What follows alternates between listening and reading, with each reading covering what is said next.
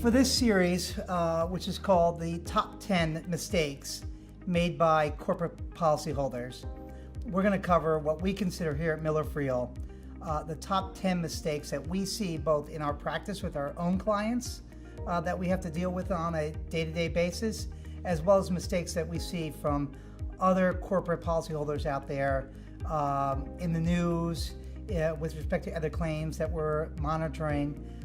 And we hope by going through this top 10 series, we can help not just our clients, but other corporate policyholders out there avoid some of these pitfalls in the insurance claims practice area. The first mistake that we're going to cover is either late notice of a claim or no notice at all. At the outset, you have to address that there are two types of insurance policies, basically liability policies. The first is claims made, and the second is occurrence policies.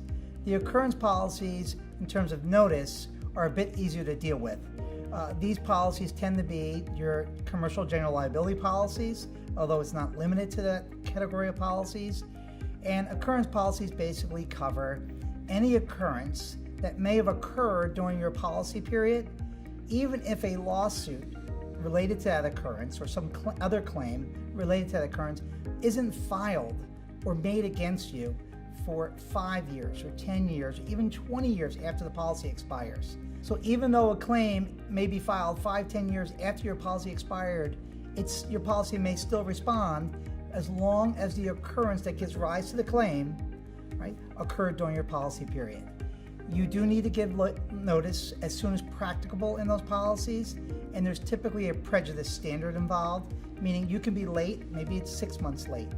Maybe you're aware of a claim, aware of an occurrence, but for whatever reason, you didn't get notice out quickly enough. It's now 6 months later, even 12 months later, even 2 years later. These are fairly late in terms of providing notice to your insurance companies, but if you can establish, or better yet, if the insurance company can't establish that it was prejudiced because of your quote-unquote late notice, you still will be entitled to coverage. So that's occurrence policies. The second category of policies, which tends to be a little trickier when it comes to notice, are what we call your claims-made policies.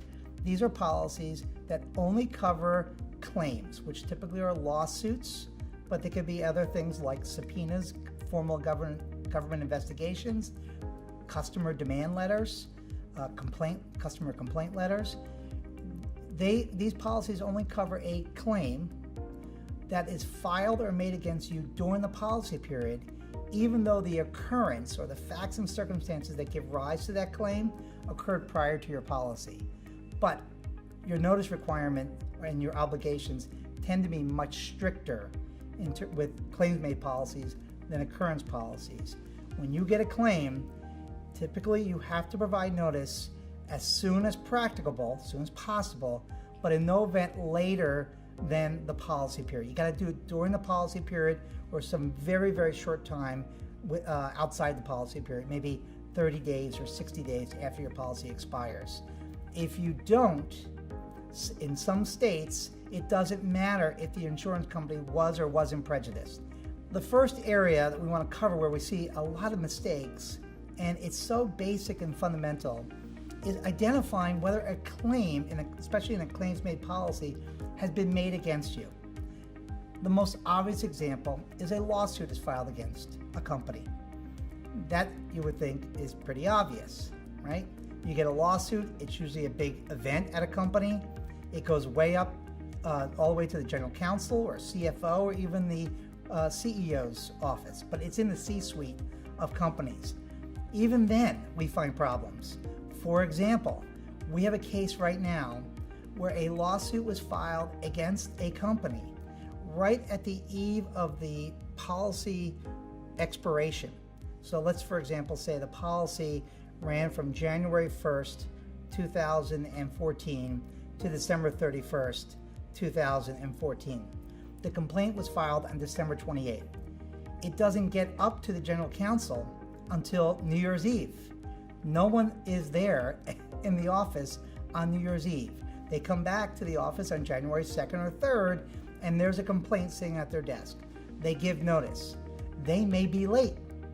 Notice isn't triggered because the lawsuit's filed against you and you haven't been formally served yet with summons and complaint. It's usually defined as a complaint is filed in a court of law. Has nothing to do with whether formal service has been made against you. So just because that complaint, which is filed in court, is sitting on your desk and you're away for a week on vacation, you may be late. So there can be very severe consequences even when you have a complaint. Let's look at some other claims that are filed or made against companies that trigger your notice requirements, particularly under a claims made policy. You can have a customer complaint letter, literally a handwritten letter from a bank customer who accuses the bank of some malfeasance, some negligence, some errors with her or his account, and it could be handwritten. That is a customer complaint. That is a claim under most of these policies. And while that particular customer complaint letter may not be that big of a deal for most companies, companies don't know where those complaints end up. We have seen time and time again very, very large cases, tens of millions of dollars of exposure against a company involving hundreds of customers or investors. And it all starts out with one handwritten customer complaint letter. If you don't recognize that as a claim and provide timely notice within the policy period, let's give another example. Subpoenas. These are going to be subpoenas from a court, a regulatory body. They're looking for testimony or documents. Most often, that's going to qualify as a claim within the policy, which is going to trigger your notice obligations.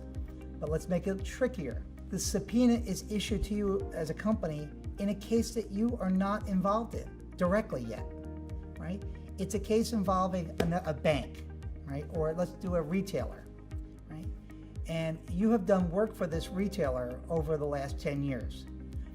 The Securities and Exchange Commissioner, Department of Justice, is investigating this retailer's operations in, say, Mexico or in Costa Rica or in France or wherever. They subpoena you, your company, and the subpoena comes in as In Re Retail Company XYZ. That's not you. And they're asking for documents. You're not a defendant in that lawsuit. You're not a target of that subpoena or a target of that investigation. They're just asking you for some documents. Look at your policy. Most likely, that's going to be considered a claim that triggers your notice requirements. This is what happened to one of our clients. They didn't recognize it, unfortunately, at the time that it was a claim.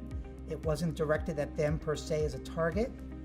8 months later or so, they get a follow-up request. Now it's a letter from the same government official identifying them as a target in a fraud investigation. Now they're involved directly as a target, as a defendant in that case. Now they give notice. Now we're 8 months after the policy expires. What does the insurance company say? Too late. You're late. The initial subpoena came in 8 months earlier. You are out of time. We're going to deny your coverage. Absolutely critical.